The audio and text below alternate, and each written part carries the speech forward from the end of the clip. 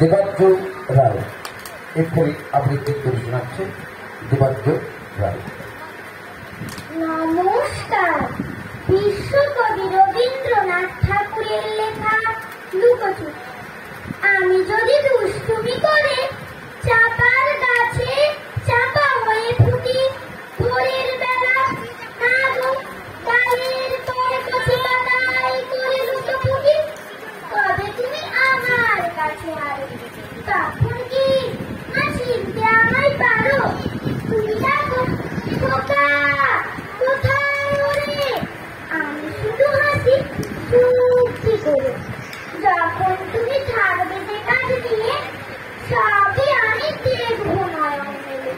স্নানটি করে চাপার তলা দিয়ে আসবে তুমি পিঠেতে ফুল ফেলে। ওখান দিয়ে পুজোর ঘরে যাবে, দূরের থেকে ফুলের গন্ধ পাবে।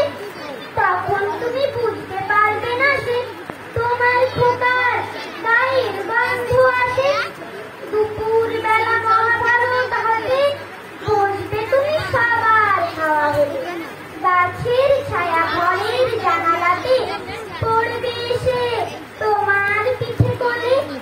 আমি আমার ছোট্ট ছায়াখানি দুলাবো তোর বইয়ের পরে আনি।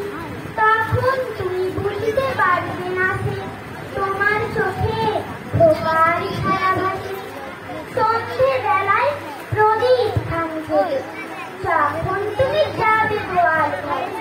তখন আমি ফুলের খেলা খেলে চুপ করে মা পড়বো ভুঁই ধরে। আবার তোমার খোকা হবো, গল্প বলো তোমার হির বলে। তুমি বলবে দুষ্টু ছিলি কোথা?